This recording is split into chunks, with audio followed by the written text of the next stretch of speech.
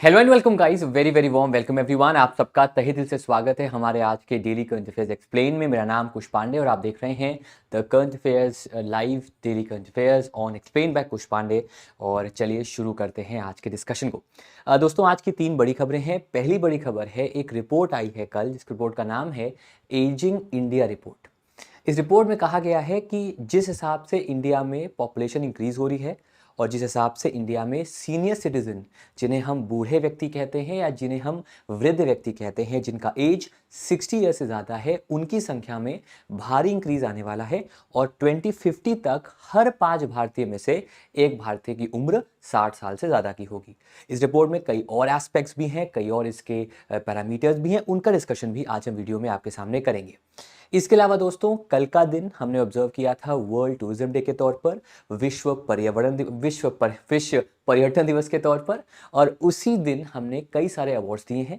वैसे तो एक अवार्ड मिला है आपका स्मार्ट सिटी का भी, उसकी बात आगे करेंगे, लेकिन रूरल टूरिज्म को बढ़ावा देने के लिए 5 ऐसे गांव हैं जिनको बेस्ट रूरल टूरिज्म अवार्ड दिया गया है, बेस्ट विलेजेस का अवार्ड दिया गया है। इसके अलावा दोस्तों, इंदौर जो पिछले लगातार 5 से 6 सालों से इंडिया का सबसे साफ सुथरा शहर है, उसने बाजी मारी है स्मार्ट सिटी में भी, और इंडिया का नंबर वन स्मार्ट सिटी बनकर वो हमारे सामने आया है। तो इन सारी बातों का डिस्कस करेंगे इस पर्टिकुलर वीडियो में। वीडियो को शुरू करने से पहले, डिस्कस शुरू करने से पहले, हमारा नया चैनल है और अगर आपको मेरा कंटेंट पसंद आएगा, अभी मत करना, जब एंड में आपको लगे कि हाँ कंटेंट अच्छा है, तो आप वीडियो को लाइक कर देना, इसको अपने फ्रेंड को, अगर एक आदमी भी शेयर करेगा अच्छा रहेगा, और अगर आपको बहुत अच्छा लगेगा तो सब्सक्राइब करना मत भूलिएगा, ठीक है। चलिए तो शुरू करते हैं। पहले आते हैं हमारे होमवर्क पे। ट्रांजैक्शन लिमिट क्या है, और ये सवाल मैं पूछा हूँ तीसरी बार, बिकॉज मुझे लगता है ये सवाल आने वाले हर एग्जाम में, खास तौर पे जिसमें बैंकिंग आती है, वहां सवाल आएगा। What is the transaction limit for small value digital payment transaction offline mode as of September? इसका आंसर है 500 रुपए। नेशनल स्पोर्ट्स डे कब होता है? ये होता है बर्थ एनिवर्सरी ऑफ ध्यानचंद जी के दिन, और ये 29 अगस्त को ऑब्जर्व होता है। कौन सा मिनिस्ट्री है जिसने एक्सटेंड किया है guideline for enabling Aadhaar based payment for MNREGA workers? ये गाइडलाइन, अब ये डेडलाइन जो आपकी है वो हुई है 31 दिसंबर। तब तक हर एक मनरेगा वर्कर को अपने आधार कार्ड को लिंक करना पड़ेगा अपने अकाउंट के साथ, तभी उसको उसके अकाउंट में पैसा जाएगा। और आखिरी में, कौन सा वो मेजर स्पोर्ट्स इवेंट है जो ऑफर करता है equal prize money for men as well as women? Answer है उसका the US Open in lawn tennis. आते हैं आज के पहले क्वेश्चन पर। अभी हाल ही में जो बैंक्स हैं, एनबीएफसीज हैं, उनको आरबीआई ने ऑर्डर दिया है कि आपको जो ऐसे बोरोवर्स हैं जिनका अकाउंट लिंक हुआ है टू सरफेसी एक्ट, उनको आपको पब्लिश करना पड़ेगा एक प्रिस्क्राइब फॉर्मेट में अपनी वेबसाइट पे। उस लिहाज से इनमें से कौन सा स्टेटमेंट आपका सही है? आरबीआई ने कहा है अपने रेगुलेटेड एंटिटीज को कि इंफॉर्मेशन को आप सिक्योर असेट्स के जो जो जो जिन्होंने पे नहीं किया है, उनको आप प्रोवाइड करोगे अंडर सरफेसी एक्ट 1943 में। अच्छा, SARFAESI act, okay, number 1। Number 2, SARFAESI का ये काट दीजिए। सरफेसी का फुल फॉर्म है आपका securitisation and reconstruction of financial assets and enforcement security interest. और पहला ऐसा लिस्ट जो है उसको डिस्प्ले किया जाएगा 6 महीनों के अंदर, और फिर मंथली बेसिस पर इसे अपडेट किया जाएगा। तो इनमें से कौन सा स्टेटमेंट जो है वो आपका सही है? आंसर यहाँ पर है ऑल ऑफ दी अबव। सारे के सारे स्टेटमेंट्स आपके सही हैं। कल मैंने डिटेल में आपको समझाया था सरफेसी एक्ट होता क्या है। इंडिया ने पहली बार एशियन गेम्स में, 41 ईयर्स के इतिहास में एशियन गेम्स के, इंडिया ने किस स्पोर्ट में जीता है स्वर्ण पदक, गोल्ड मेडल? आंसर है उसका इक्वेस्ट्रियन में इंडिया ने 41 ईयर्स के बाद एक गोल्ड मेडल जीता है। कौन ऑनर की गई हैं या किए गए हैं with the Dada Saheb Phalke award for life time achievement?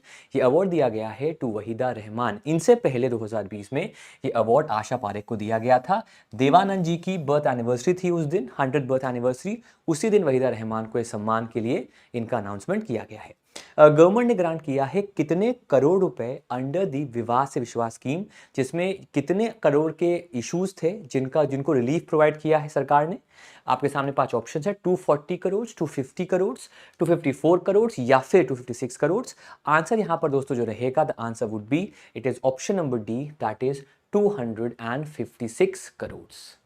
इतना रिलीफ किया है। विवाद से विश्वास स्कीम फेज 1 का मेन मकसद है ऐसे एमएसएमईज, ऐसे माइक्रो स्मॉल मीडियम एंटरप्राइजेस जिनका टर्नओवर 0 से 250 करोड़ के बीच है, जिन्होंने कॉन्ट्रैक्ट किए थे सरकार के साथ, उनके कॉन्ट्रैक्ट में जो इश्यूज आए थे बिकॉज ऑफ पेंडेमिक, उस टैक्स इश्यूज को लेकर उन कॉन्ट्रैक्चुअल डिस्प्यूट्स को रिजॉल्व करने के लिए विवाद से विश्वास स्कीम को 2023-24 के बजट में अनाउंस किया गया था।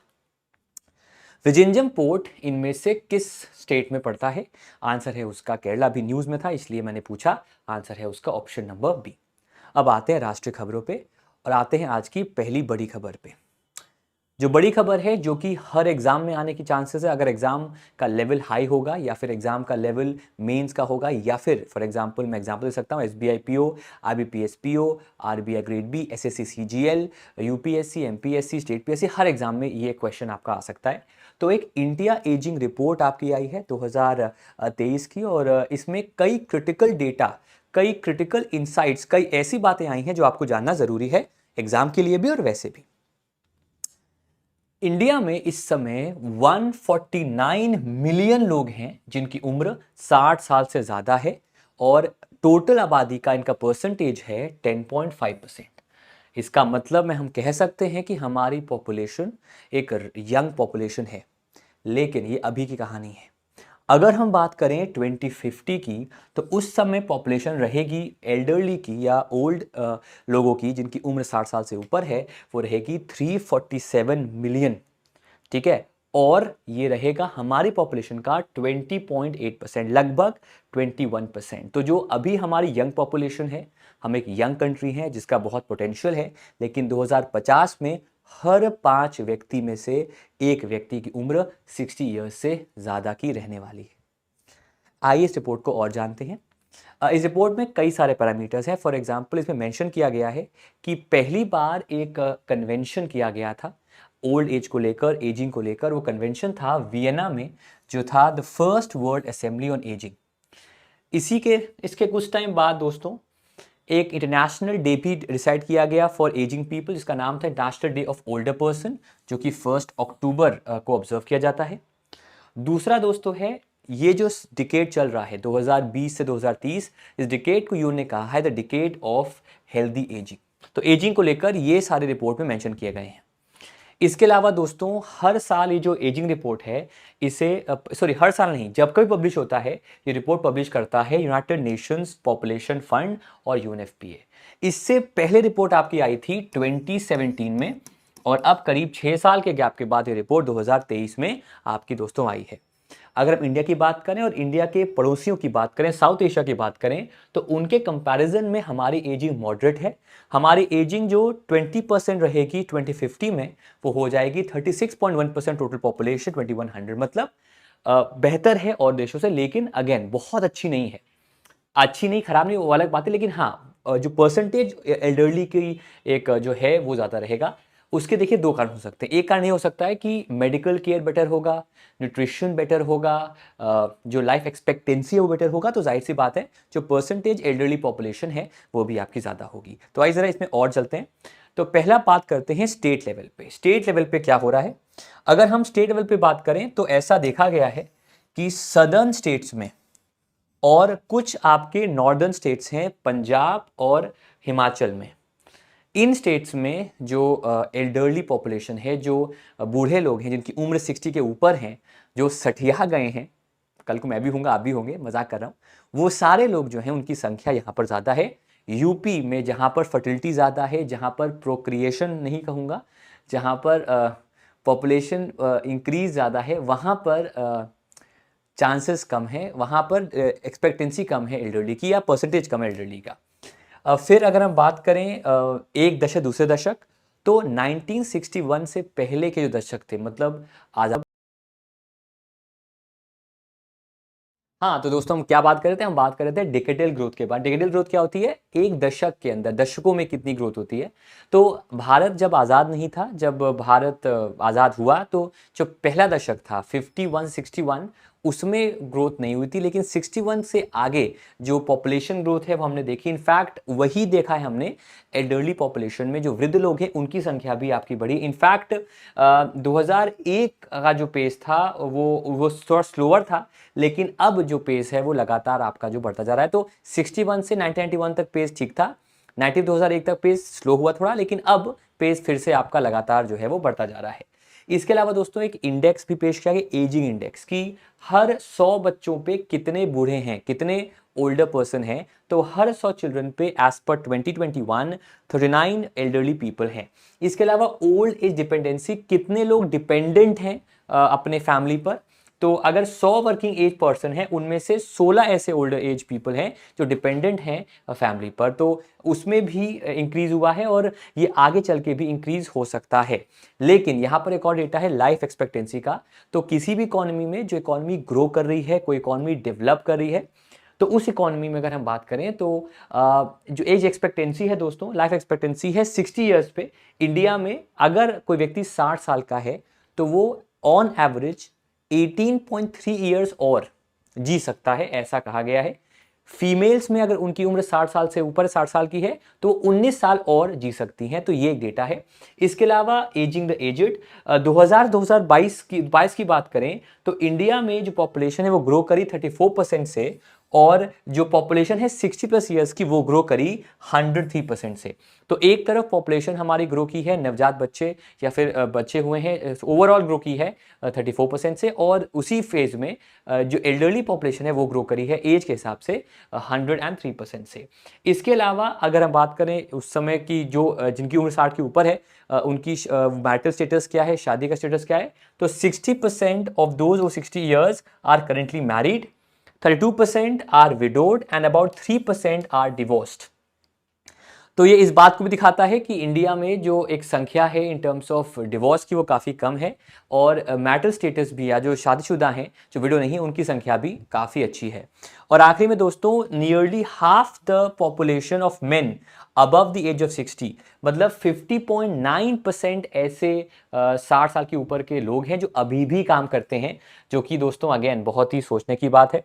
और जबकि महिलाओं में ये परसेंटेज आपका सिर्फ 22% है। 22% अच्छी खबर नहीं भी हो सकती है, बिकॉज अगर उन्हें खुद काम करना पड़ रहा है या फिर उतना काम करना पड़ रहा है तो उसको भी हमें कम करना पड़ेगा, और 50.9% को भी हमें कम करना पड़ेगा, ताकि उस एज में they can retire and they can work on their own self, not earn at that particular age. तो उस हिसाब से भी ये डेटा आपके सामने सारा पीडीएफ में आपको दोस्तों मिलेगा। ओके, आप आते हैं आगे पे। गवर्नमेंट एम्प्लॉइज की जब हम बात करते हैं, और यहाँ पर जब हम बात करते हैं तो हम केंद्रीय सरकारी कर्मचारियों की बात करेंगे, सेंट्रल गवर्नमेंट एम्प्लॉइज की बात करेंगे। भारत में जब कोई एम्प्लॉय बनता है केंद्र सरकार का, तो पिछले कुछ साल से एक प्रोग्राम चलाया गया है, उसका नाम है कर्मयोगी प्रारंभ, जिसे आपने सुना होगा integrated government online training platform, IGOT कर्मयोगी, ये आपने सुना होगा, है ना। तो अब ये जो IGOT बेसिकली है, या फिर जो कर्मयोगी है, ये सारा प्रोग्राम इसलिए है ताकि उस एम्प्लॉय को आगे चलकर उसका स्किल जो है उसे हम और बेहतर कर पाएं, उसे हम इंक्रीज कर पाए। ये बेसिक कंसेप्ट है इस पूरे योजना का, ठीक है। तो अब हुआ यह है कि एक अलग से एक कमीशन है जिसका नाम है, एक अलग से प्लान बनाया गया, इसका नाम है कैपेसिटी बिल्डिंग प्लान, ताकि जो हमारे एम्प्लॉयज हैं वो अपने स्किल पे काम कर सकें। तो भारत के जो मिनिस्टर हैं साइंस एंड टेक के, और जो पर्सनल एंड ट्रेनिंग के मिनिस्टर हैं जितेंद्र सिंह, उन्होंने दोस्तों लॉन्च किया है एक capacity building plan for government employees, और इसको लॉन्च किया along with the CBC, the capacity building commission chairperson Shri Adil Zainul भाई, उनके साथ इसको लॉन्च किया, ताकि ये जो प्रोग्राम्स है, चाहे वो कर्मयोगी हो, चाहे वो कर्मयोगी प्रारंभ हो, इन सारे, चाहे वो IGOT हो, इन सारे प्रोग्राम का यूज करके जो एम्प्लॉयज हैं उनको हम और स्किलफुल और ट्रेन में करने के लिए बनाएं। क्योंकि हमारे PM का भी ये मानना है कि जो ऑफिसर्स हैं और उनकी ट्रेनिंग हिसाब से हो कि उन्हें अलग अलग जगहों पर अलग अलग स्किल्स के बेसिस पर उनको हम पोस्टिंग दे सकें, उनको हम काम दे सकें। उसके लिए ये एक प्लान जो है उसको बनाया गया, इसका नाम है CBP। फिर दोस्तों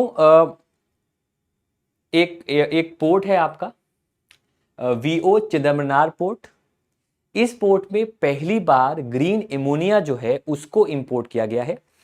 ग्रीन एमोनिया का एक कंटेनर, उसके 3 कंटेनर्स इनफैक्ट लाए गए हैं यहाँ पर, और ये करीब 37.4 टन के हैं। और ये कंटेनर्स हैं, इनको लाया गया है from Damietta port Egypt for Tuticorin alkali chemical and fertiliser limited. और इन ग्रीन अमोनिया को फिर ये कंपनी जो है वो आपका यूज करेगी।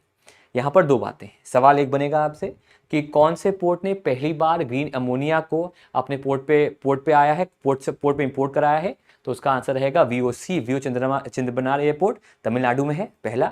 दूसरा, ग्रीन अमोनिया की बात की जाएगी, और ग्रीन अमोनिया ये क्यों ला रहा है ग्रीन अमोनिया आपका ये कंपनी इसलिए ला रही है because under go green initiative green ammonia लाने से जो ग्रीन सोडा ऐश को प्रोड्यूस करने की क्षमता है वो बढ़ेगी, और हम जो ग्रे अमोनिया है या फिर जो अमोनिया यूज किया जाता है सोडा ऐश बनाने में जो कि पोल्यूशन भी करता है उसको हम कम कर पाएंगे। तो बेसिकली पोल्यूशन कम करने के लिए ग्रीन अमोनिया का इस्तेमाल यहां पर दोस्तों जो है वो किया जाएगा। क्लियर है आप सबको? अच्छा, अब सवाल यहां पर आता है सर ग्रीन अमोनिया होता क्या या फिर अमोनिया क्या होता है? देखिए, अमोनिया एक पंजेंट गैस होती है जो कि एग्रीकल्चर फर्टिलाइजर में यूज होती है। अगर हम यूज करते हैं ग्रीन अमोनिया जो कि 100% रिन्यूएबल है, कार्बन फ्री है, तो पोल्यूशन भी इस एक्टिविटी से आपका कम हो जाता है। तो वीओ चंद्रमाना पोर्ट पे पहली बार ग्रीन अमोनिया को इंपोर्ट किया गया है ताकि पोल्यूशन कम हो while deriving the soda ash. अब चूंकि हम यहां पर दोस्तों पोर्ट्स की बात करें तो ये टॉप 13 आपके पोर्ट्स हैं जो इंडिया में है। कोलकाता पोर्ट है जिसका नाम अब है श्यामा प्रसाद मुखर्जी पोर्ट वेस्ट बंगाल में। पारादीप पोर्ट है उड़ीसा में। विशाखापत्तनम पोर्ट आपका है आंध्रा। फिर 2 पोर्ट्स हैं, इनफैक्ट 3 पोर्ट्स हैं, Kamarajar port, Chennai port, Tuticorin port Tamil Nadu में, कांडला पोर्ट जिसका नया नाम है। 2 बार लाइट चली जा चुकी है तो फिर से आए हो तीसरी बार। तो हम बात करें दोस्तों पोर्ट्स के बारे में, तो हम बात कर रहे थे कांडला पोर्ट के बारे में जिसका अब नया नाम है आपका दीनदयाल पोर्ट, और ये जो पोर्ट है आपका ये गुजरात में है। फिर आपका पोर्ट ब्लेयर है जो कि अंडमान निकोबार में है। कोचिन पोर्ट केरला के अंदर है। मैंगलोर पोर्ट कर्नाटका में है। मोरमुगांव पोर्ट बहुत पॉपुलर पोर्ट है गोवा में। और मुंबई और जवाहरलाल नेहरू पोर्ट जो है वो आपका महाराष्ट्र के अंदर है। तो इनमें से एक पोर्ट की बात हमने आपके सामने आज की है। भारत का जो मंत्रालय है पर्यटन का, टूरिज्म का, उसने ऑर्गेनाइज किया टूरिज्म डे के मौके पे जो कि कल के दिन था, ट्रैवल फॉर लाइफ। ठीक है, यहां पर लाइफ का मतलब क्या है बेटा? लाइफ का मतलब है लाइफस्टाइल फॉर एनवायरनमेंट। ऐसे लाइफ जिए कि एनवायरनमेंट के स्पेसिफिक हो। इनफैक्ट यहां पर मोदी जी ने टर्म दिया लाइफ, और उन्होंने ये भी कहा था कि इस तरह के लोग एनवायरनमेंट की तरह जीते हैं या एनवायरनमेंट के हिसाब से जीते हैं, जिनका नाम है PPP। ये कोई पॉलिटिकल पार्टी का नाम नहीं है, ये है ये है प्रो प्लानेट पीपल। ठीक है, मतलब ऐसे लोग जो प्लानेट के हिसाब से जीते हैं, उनके हिसाब से चलते हैं और आने वाला जो हमारा भविष्य है उसको देख के चलते हैं। तो ट्रैवल फॉर लाइफ है कि कैसे हम एनवायरनमेंट फ्रेंडली ट्रैवल करें, उसको लेकर इसको फोकस किया गया है और मिनिस्ट्री ऑफ टूरिज्म ने इसको लॉन्च किया है। बेसिकली ये एक ऐसा मिशन है अंडर मिशन लाइफ जो कि टूरिज्म सेक्टर के लिए है, और इस मिशन को लॉन्च किया गया है in collaboration with the Ministry of Environment Forest and Climate Change, United Nation World Tourism Organisation and United Nation Environment Programme. और ये लॉन्च किया गया भारत मंडपम में जहां पर G20 का मेन वेन्यू हुआ था इन न्यू दिल्ली, वहां पर इसको जो है अभी हाल ही में आपका लॉन्च किया गया है। समझ में आई आपको बात? अब इसी मौके पे दोस्तों जो बड़ी खबर है, रूरल टूरिज्म अवार्ड भी दिए गए हैं, और ये अवार्ड दिए गए हैं भारत के 5 गांवों को, अलग अलग प्रदेश के हैं। पहला है दावर जम्मू कश्मीर में। अच्छा, वैसे दिए गए हैं 3 मेडल्स, गोल्ड सिल्वर ब्रॉन्ज, और तीनों में टोटल जो गांव जिनको दिए गए हैं मेडल्स उनकी संख्या है आपकी 35 रूरल टूरिज्म विलेजेस हैं, जिसमें से 5, 10, 20, 5 को मिला है गोल्ड, 10 को सिल्वर और 20 को मिला है ब्रॉन्ज। तो हम यहाँ पर सिर्फ जिनको मिला है गोल्ड, दुनिया ऐसी है हम भी वैसे ही हैं, हम गोल्ड मेडल वाले की बात करेंगे बिकॉज एग्जाम में वही आएगा। दावर जम्मू कश्मीर, फिर है आपका सरमोली उत्तराखंड, फिर एक मणिपुर मिजोरम का गांव है रेइक, कांठालोर इन केरला, और आखिरी में आपका है मांडला या माडला जो कि मध्य प्रदेश में। ये 5 गांव को मिला है gold medal rural tourism village category के अंडर। अंतर्राष्ट्रीय खबरों पे आते हैं। आपको याद होगा मैंने आपको बताया था अगर आप रेगुलर है सेशन में कि एक अलायंस है सहेल कंट्रीज का, जो इसलिए बनाया गया है ताकि उन कंट्रीज में जो तख्ता पलट होता रहता है समय के साथ, वो समय के साथ ना हो, वहां पर जो जिहादिस्ट मूवमेंट है वो ना हो। इन्हीं सब के बीच एक कंट्री है उसी एरिया की, इसका नाम है आपका नाइजर। नाइजर से फ्रांस ने विड्रॉ किया है अपने एम्बेसडर को और ट्रूप्स को जब वहां पर तख्ता पलट हो गया है। ठीक है, फ्रेंच प्रेसिडेंट इमानुएल मैक्रोन ने कहा कि बाय द एंड ऑफ 2023 जो उनके ट्रूप्स हैं, जो उनके एम्बेसडर हैं, उनको वहाँ विड्रॉ किया जाएगा बिकॉज वहाँ पर फिर से तख्ता पलट आपका हो गया है।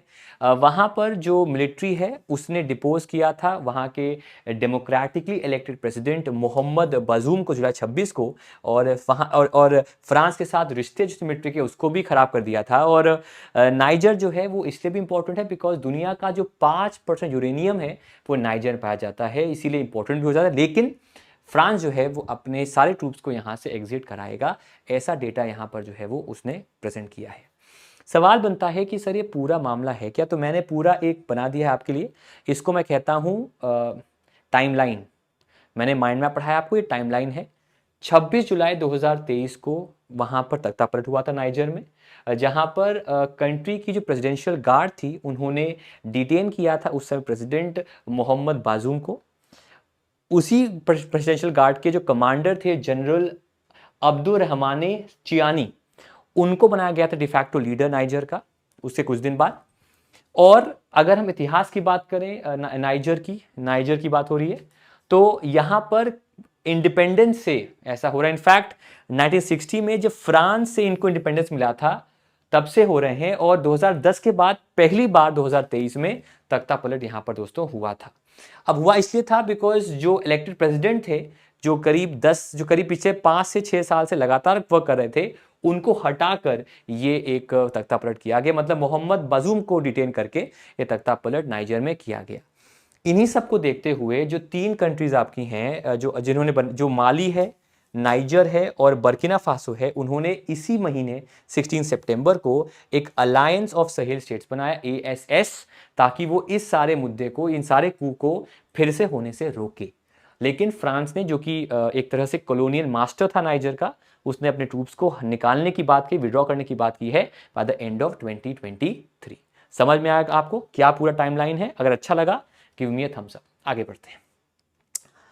दोस्तों, भारत की एक संगठन है जो जियोलॉजी पर फोकस करती है। इनफैक्ट जियोलॉजी और जो जियोलॉजिकल हिस्ट्री है उस पर फोकस करती है। उसका नाम है जियोलॉजिकल सर्वे ऑफ इंडिया। उसने दोस्तों स्वच्छता कैंपेन शुरू किया है भारत के 15 जियो हेरिटेज साइट्स पे।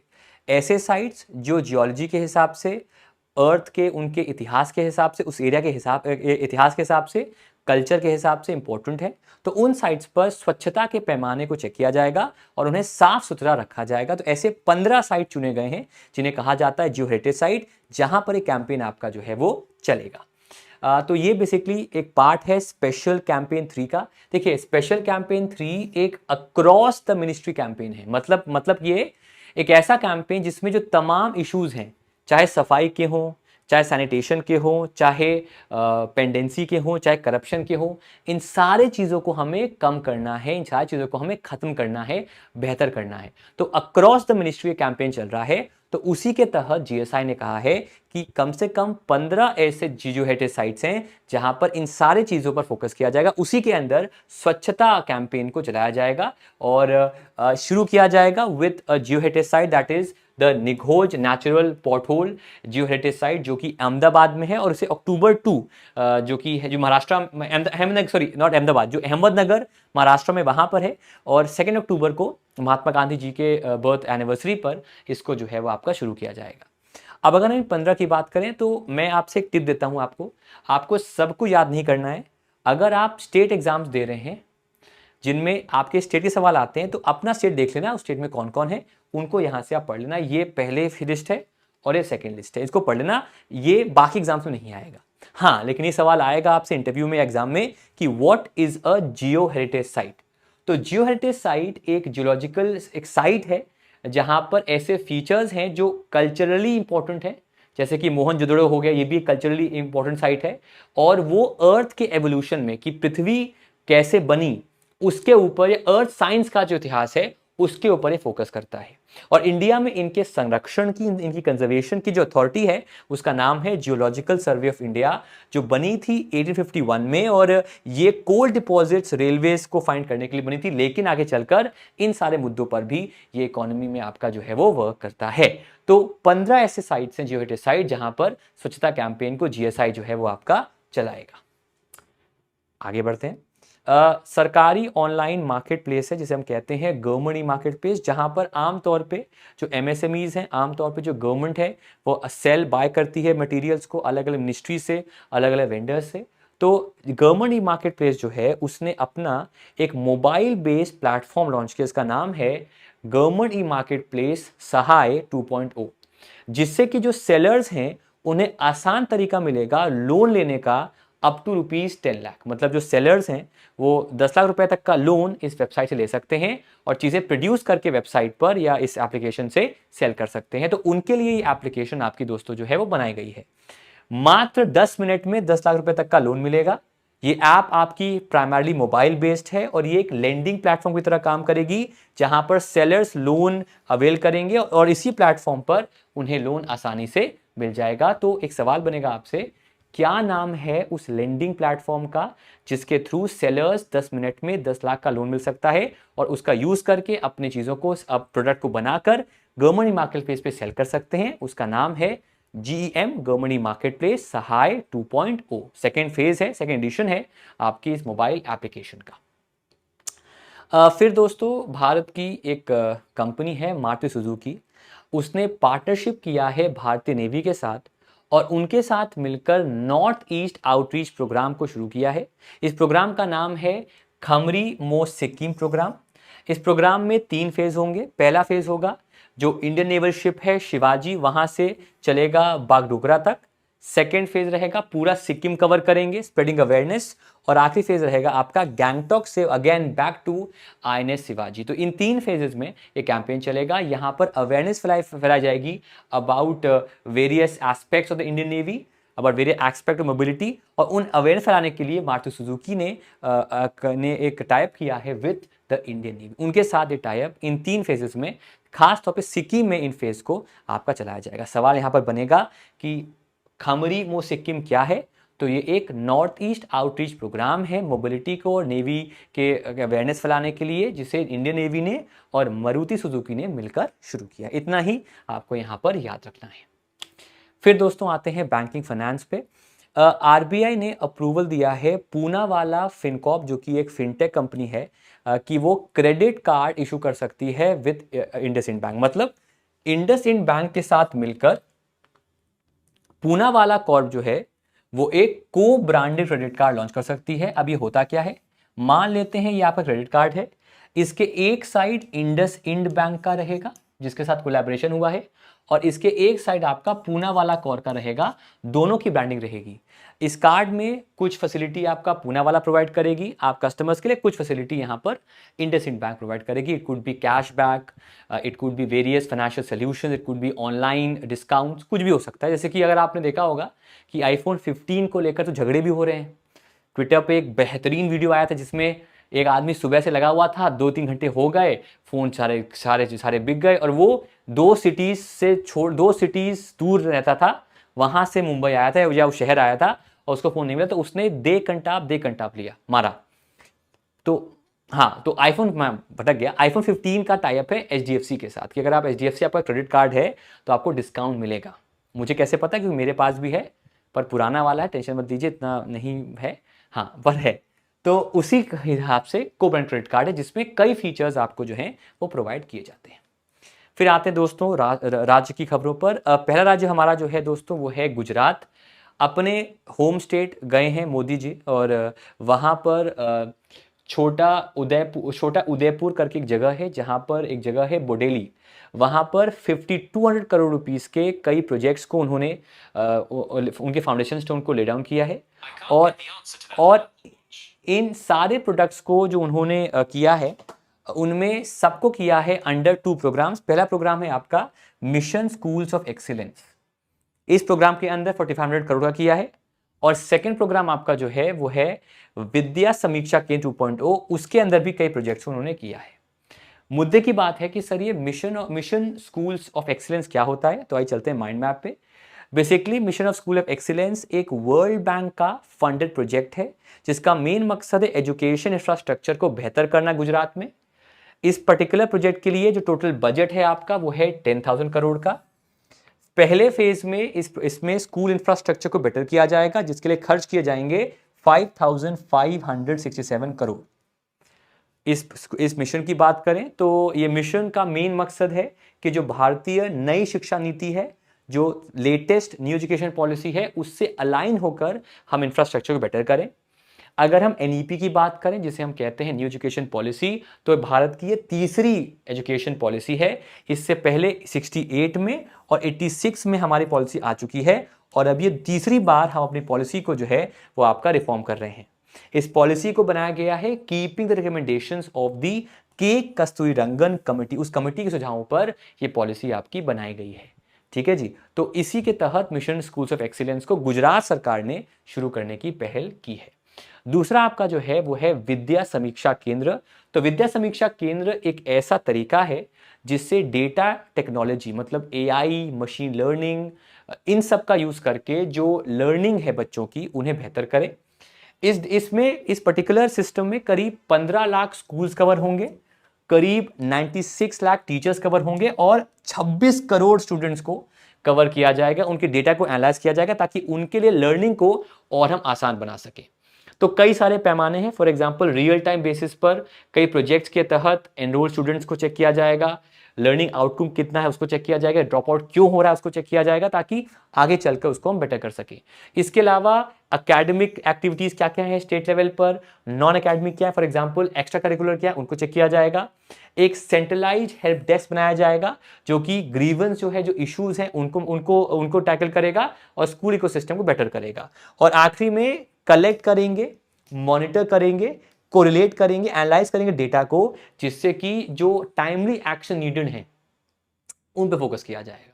तो मैं आपको एग्जांपल देता हूं। जैसे कि गुजरात में एक स्कूल है जहां पर हमने स्कूल्स को स्टडी किया, एक पर्टिकुलर एरिया में हमने पाया कि इन जनरल स्कूल्स में एक सब्जेक्ट जो है उसकी पढ़ाई नहीं हो रही है। रियल टाइम बेसिस पे हमने वहां पर टीचर अलॉट कर दिया।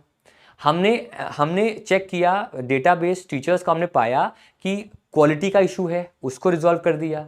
हमने चेक किया डेटाबेस पे, हमने ये पाया कि ड्रॉप आउट्स एक एरिया में इसलिए हैं क्योंकि वहां पर स्कूल्स कम है या वहां पर जो इकोनॉमी स्थिति है वो खराब है। तो वहां पर हमने कोई स्कॉलरशिप प्लान लॉन्च कर दिया। आप समझ रहे हैं?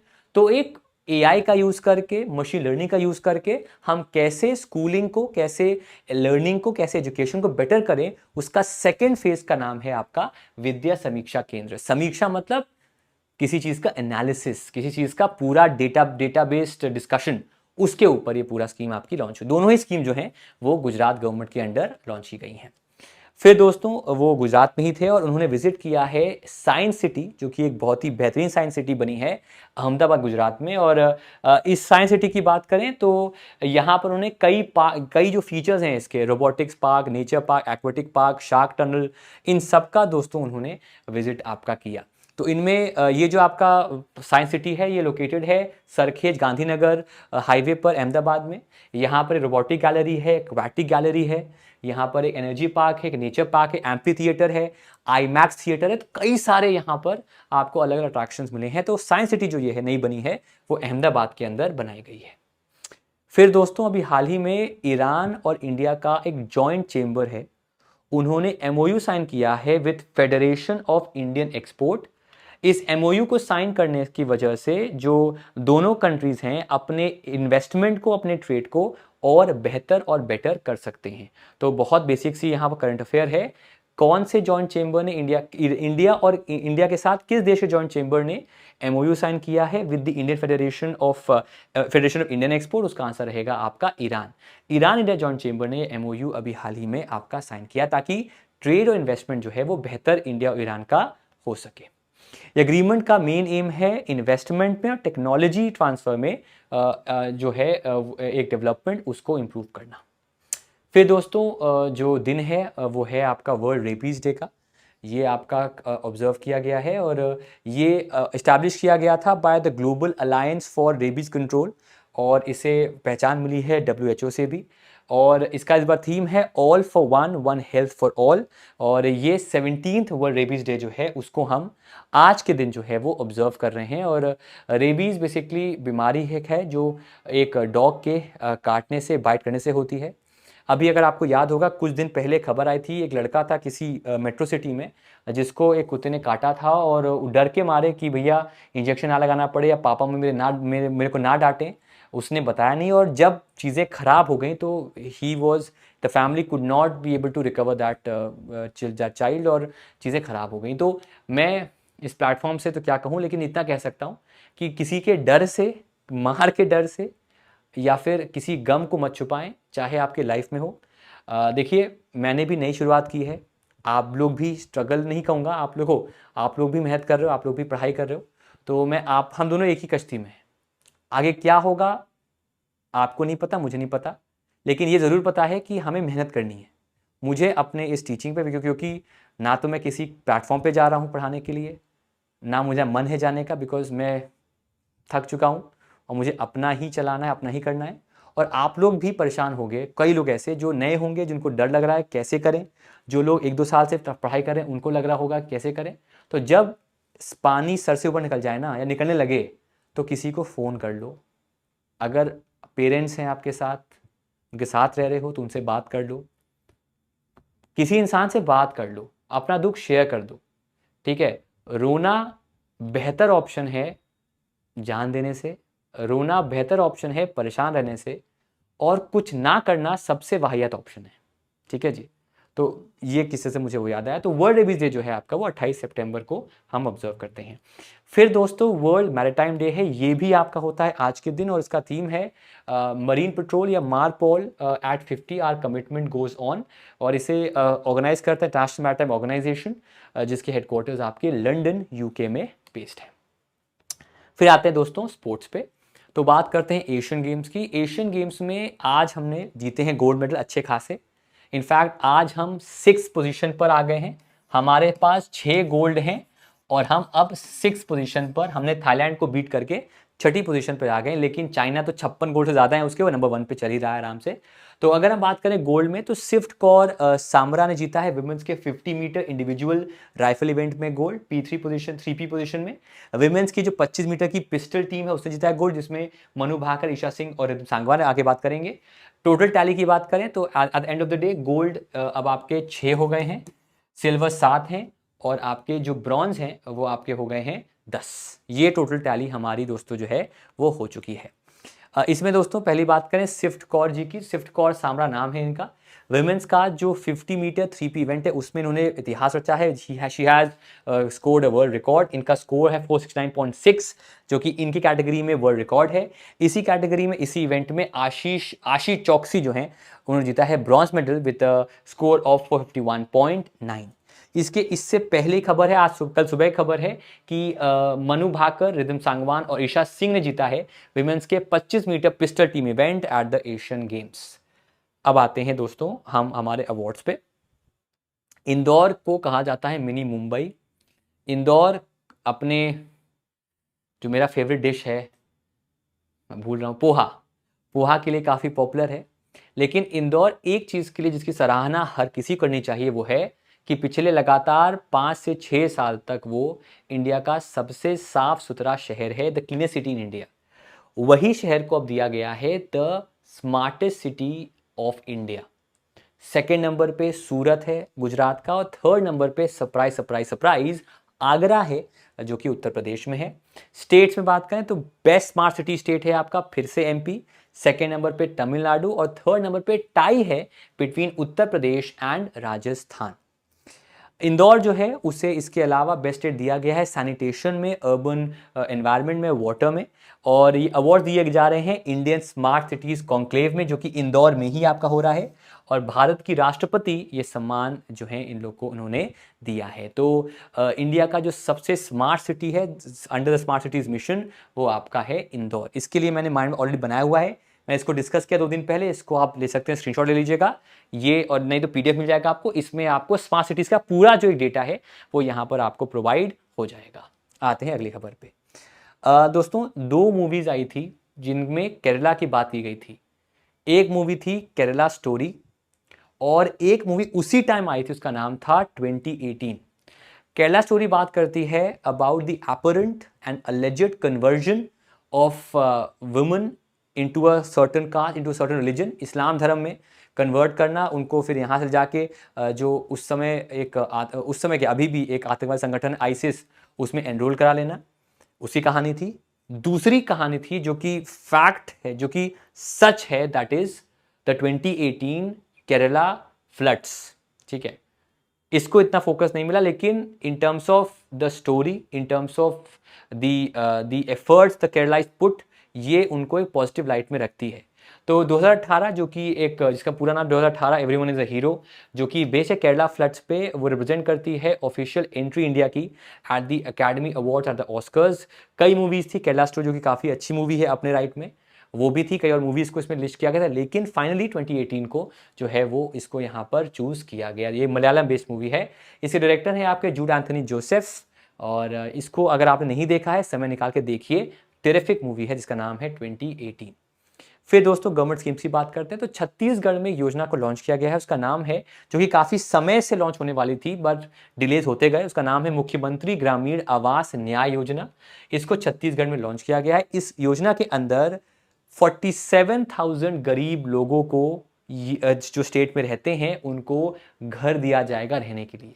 इसके लिए इस योजना को जो है वो आपका अभी हाल ही में लॉन्च किया गया है। तो 47,000 people will be given the houses to reside, उन्हें घर मिलेगा रहने को, उसके लिए इस योजना को अभी हाल ही में आपका लॉन्च किया गया है। फिर दोस्तों आर्कियोलॉजिकल सर्वे ऑफ इंडिया अभी आपका न्यूज़ में है, बिकॉज इसकी वर्किंग को लेकर एक पार्लियामेंट्री कमेटी की रिपोर्ट आई है।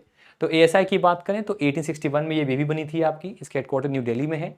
अलेक्जेंडर कनिंगम इसके पहले चेयरपर्सन थे, फाउंडर थे, और इस समय किशोर कुमार बासा सेक्रेटरी जनरल हैं, और ministry of culture and tourism के अंडर ये आपका दोस्तों वर्क करती है। फिर दोस्तों जोशी मठ पिछले एक साल से काफ़ी न्यूज़ में था। जोशी मठ में एक इवेंट हो रहा है जिसका नाम है लैंड सब्सिडेंस, की ज़मीन धंसती जा रही है। उसको लेकर करीब 8 ऑर्गेनाइजेशंस ने एक स्टडी किया है जिसमें ISRO भी मौजूद है। उस स्टडी को पेश किया गया है, इस वजह से जोशीमठ आपका न्यूज़ में है। तो जोशीमठ जो है वो ऋषिकेश बद्रीनाथ नेशनल हाईवे 7 पे चंदौली डिस्ट्रिक्ट में सिचुएटेड है। बेसिकली ये एक टूरिस्ट टाउन है जो कि एक्ट करता है as an overnight rest for people जो कि बद्रीनाथ जा रहे हैं, औली जा रहे हैं, वैली ऑफ फ्लावर्स जा रहे हैं, या हेमकुंड साहिब जा रहे हैं। और अभी यहाँ पर दोस्तों आदि शंकराचार्य अभी वैसे तो महान है और हमारे आदर्श हैं, लेकिन आदि शंकराचार्य अभी न्यूज़ में थे बिकॉज 108 फीट का स्टैचू बना है उनका ओमकारेश्वर में MP में। तो उनका भी इनसे एक लिंक है। लिंक क्या है कि जो 4 आपके मठ हैं या फिर मोनेस्ट्रीज हैं जिन्हें आदि शंकराचार्य ने बनाया था, उनमें एक है आपकी श्रृंगेरी कर्नाटका में, एक है द्वारका गुजरात में, एक है पुरी उड़ीसा में, और तीसरी जो है वो जोशीमठ में है नियर बद्रीनाथ। इसीलिए जोशीमठ उसलिए भी इंपॉर्टेंट आपका दोस्तों जो है वो हो जाता है। अब आते हैं हमारे होमवर्क पे। ICMR अप्रूव किया है to conduct a TrueNat test to detect which infection. कौन सा न्यू अवार्ड इंस्टीट्यूट किया गया to honour scientist in India? क्या नाम है for indigenous aircraft carrier of India का? कौन सिटी ने होस्ट किया sustainable development goals summit in सितंबर? और इंडिया ने पार्टनर किया किस कंट्री के साथ और डिप्लॉय करेगा 10,000 made in India electric buses across Indian cities? तो इन सारे सवाल का जवाब दीजिएगा। बाकी अगर आपको हमारा PDF चाहिए तो उसके लिए आप इसको स्कैन कर सकते हैं। सो स्कैन करके आप मेरे ग्रुप में जुड़ जाएं। उस ग्रुप का नाम एक्सटेंड बाय कुश है। मैं अपनी ऐप भी लॉन्च कर रहा हूँ बहुत जल्दी। उस ऐप पे मैं आपको बताऊंगा क्या लेकर आने वाला हूँ। बाकी एक्सप्लेन बाय कुश पांडे मेरा टेलीग्राम ग्रुप है, और ये मेरे इंस्टाग्राम ID है इटर्नल ऑप्टिमिस्ट 11, जहाँ पर जाके आप मुझे फॉलो भी कर सकते हैं। Thank you so much everyone for coming and bye bye guys, take care. मुलाकात करते हैं आपसे हम कल। Thank you so much everyone and bye bye guys.